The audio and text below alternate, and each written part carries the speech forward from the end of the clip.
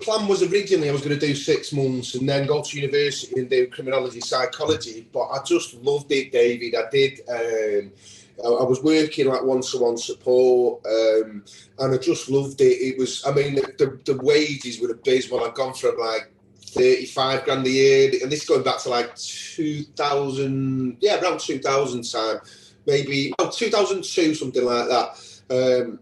Gone from like 35 grand to 12 grand a year, but I just loved the work. I mean, I was lucky at the time. My wife, she just started working full time. She was a civil servant, so kind of she was able to support me, and plus they were good because I worked 24 hours, so I could patch in and do a few extra bits and pieces to make some extra money and stuff. But I just fell in love with the work straight away. You worked with like one individual as part of a 3-man team over a 24-hour period, but just felt we could really sort of support changing individuals and really kind of, and especially if you, I mean, support work's one of those things because it's so poorly paid and there's no qualifications needed.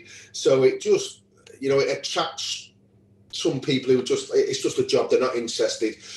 But to support someone effectively without disempowering them, you know, it takes a certain skill set, but it's all some of the most incredibly rewarding work you can do. We work with some really difficult cases, and again, things that really sort of challenge my mindset. I mean, we worked with a lot of the lads were coming away out of a place called the Woodlands, which was like a secure unit for under 18s, and basically it's for boys with sexually challenging behaviour.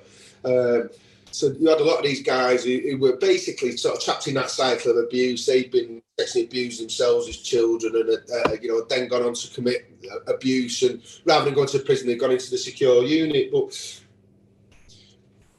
I've got that sort of typical inner city sort of mindset where I grew up, the worst thing that you can possibly be in the world is a sex offender. And there's no ifs, there's no buts, there's no excuses. You're just a nonce.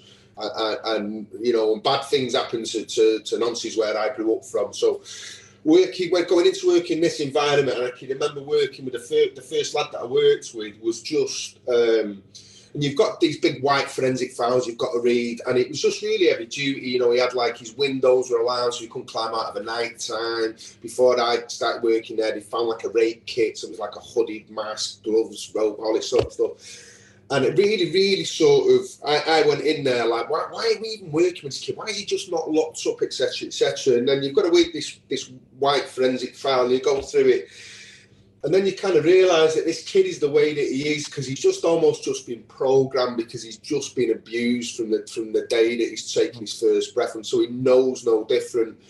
And he's just kind of sort of trapped in his cycle. So it was about sort of, and the work they were trying to do was to try to educate him that basically not all women were sexual objects. Do you know what I mean? So it was we were part of this long-term piece of work working with this lad, but like taking him, it was kind of like almost like re-socialising, re-normalising and showing that it was, do you know what I mean? And again, I kind of realised it, and it just made me challenge these preconceptions I had very, very quickly, that not everything in life is black and white, and that things happen for a reason, but also as well that rehabilitation, you know, I think it's like a fundamental right. It's, and especially for lads like this, the lads that we work with, you know, they just didn't have any choice. I just loved the work and kind of just really sort of, and again, it was kind of almost like my first insight into mutual aid a little bit as well. They were talking about that. I think they were just starting to develop the sort of circles of support model for sort of contact sex offenders and stuff, and it was just,